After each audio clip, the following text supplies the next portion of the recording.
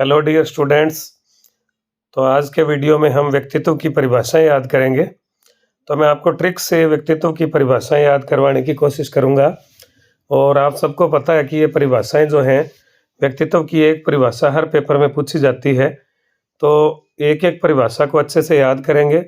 अगर आपको ये तरीका अच्छा लगे और मेरा वीडियो अच्छा लगे तो इसको लाइक और शेयर ज़रूर करना और चैनल को सब्सक्राइब करना, ताकि आगे के अच्छे अच्छे वीडियो मैं आपके लिए ला सकूं। तो देखें, सबसे पहले वैलेंटाइन की परिभाषा देखिए। इसमें दो शब्द हैं, इसको ध्यान से देखें कि व्यक्तित्व जन्मजात और अर्जित प्रवृत्तियों का योग है। तो दो ही शब्द हैं। व्यक्तित्व क्या है? जन्मजात प्रवृत्तियों का और अर्जित प्रवृत्तियों का योग है। तो इसका मतलब क्या हुआ कि हमारी पर्सनालिटी में दो चीज़ें हैं। कुछ चीज़ें तो हमें बाय बर्थ मिली, जन्मजात मिली, और कुछ चीज़ें हमने वातावरण से क्या की हैं? अर्जित की हैं। तो इनका योग जो है वो क्या है? व्यक्तित्व है। तो आप देखिए, वैलेंटाइन है। और आजकल के जो बच्चे हैं वो तो देखिए जन्मजात ही जानते हैं, छोटे छोटे जन्मजात ही ये जानते हैं कि भाई वैलेंटाइन डे भी होता है, भाई एक है ना। तो वैलेंटाइन, और दूसरा, जिस दिन वैलेंटाइन होता है उस दिन बच्चे एक दूसरे को गिफ्टें विफ्टें देते हैं, पार्टी देते हैं, ट्रीट देते हैं। तो कुछ ना कुछ अर्जित जरूर होता है। तो अर्जित कब होता है भाई? वैलेंटाइन डे को।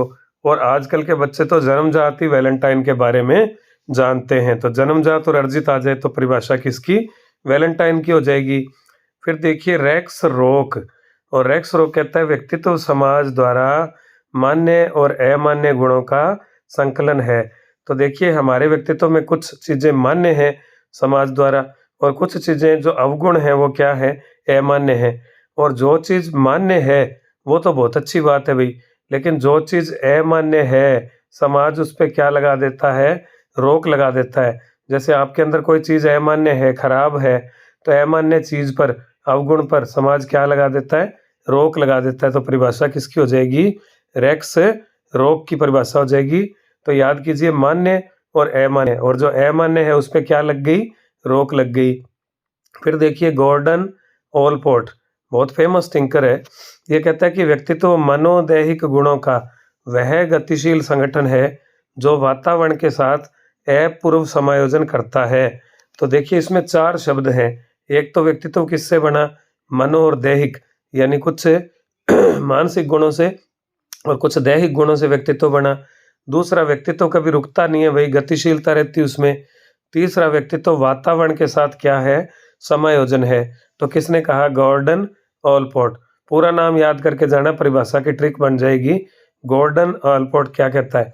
तो देखिए, जब आप गार्डन में जाते हो तो गार्डन में आपको एक तो अच्छा वातावरण मिलता है, दूसरा गार्डन में मन लग जाता है, तो हम गार्डन में क्या कर लेते हैं भाई? समायोजन कर लेते हैं। तीसरा, गार्डन में बैठे थोड़ी रहते हैं, गार्डन में हम क्या रहते हैं भाई? गतिशील रहते हैं।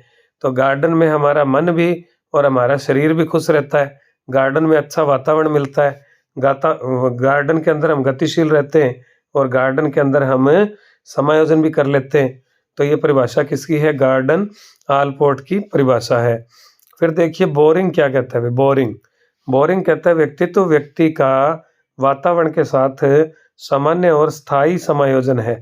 तो ये स्थायी को अच्छे से याद कर लीजिए कि बोरिंग, देखिए कोई चीज जिंदगी में स्थायी हो जाए तो हम उससे क्या हो जाते हैं? बोरिंग। जैसे जूते के जोड़ी है, एक ही एक जूता रोज पहनेंगे, वो स्थायी हो गया, तो हम उससे क्या हो जाएंगे? बोरिंग हो जाएंगे। इसी प्रकार कपड़े सूट वगैरह जो एक ही एक पहनेंगे तो बोरिंग हो जाएंगे। अब रोज आपको जैसे पीजी में भाई वो चने की दाल और वही अपने को जो है वो सिंपल सब्जियां मिलती हैं, कोई कद्दू की, कोई टिंडसी की, तो उससे हम क्या हो जाते हैं? बोरिंग हो जाते हैं भाई।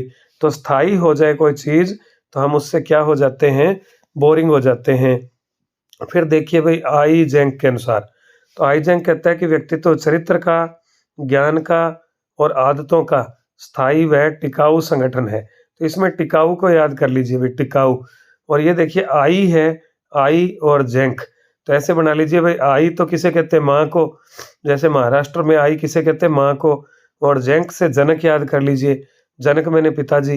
तो आप देखिए भाई आई जनक, आई जेंक, तो माँ और पिताजी के साथ आपका जो रिश्ता है वो कैसा रिश्ता है भाई? टिकाऊ रिश्ता है।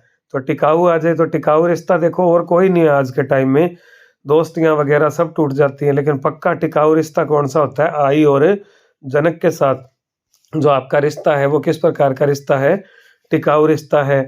फिर देखिए वाटसन, और वाटसन का पूरा नाम क्या है? वाटसन का पूरा नाम है जे.बी.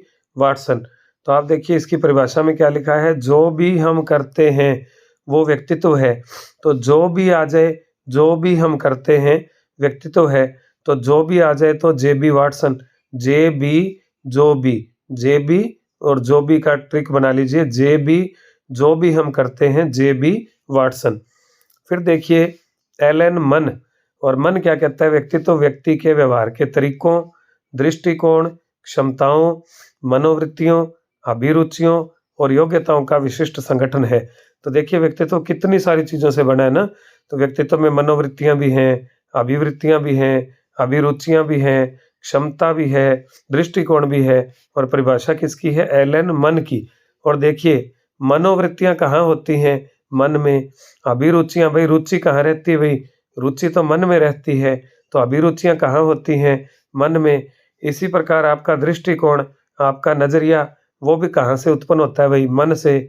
जो तरीके सोचते हो वो तरीके भी कहाँ से उत्पन्न होते हैं? मन से। तो ये सारी बातें आ जाए तो किसकी परिभाषा हो जाएगी? एलन मन की।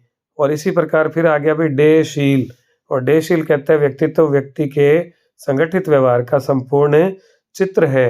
और चित्र को इंग्लिश में क्या कहते हैं भाई? चित्र को इंग्लिश में कहते हैं ड्राइंग। चित्र को इंग्लिश में क्या बोलते हैं भाई? ड्राइंग बोलते हैं। और ड्राइंग से डेशील याद रखिए, डे से डेशील और डे से ड्राइंग। तो इस प्रकार से ये व्यक्तित्व की आपके सामने मैंने लगभग आप देखिए 7-8 परिभाषाएं हैं, और एक परिभाषा पेपर में जरूर इसमें से पूछ ली जाएगी। इसलिए इस ट्रिक को बार बार सुने, इसको रिवाइज करें, और 1-2 बारी फिर इसको जैसे पेपरों के दिनों में भी सुने, तो आपको ये सारी परिभाषाएं याद हो जाएंगी। अच्छे से वीडियो को देखें, और अगर वीडियो अच्छा लगा तो लाइक करें, दोस्तों को शेयर करें, और ज़्यादा से ज़्यादा सब्सक्राइब करवाएं, ताकि मैं और अच्छे से अच्छा वीडियो आपके लिए ला सकूं। फिर मिलते हैं। Thank you.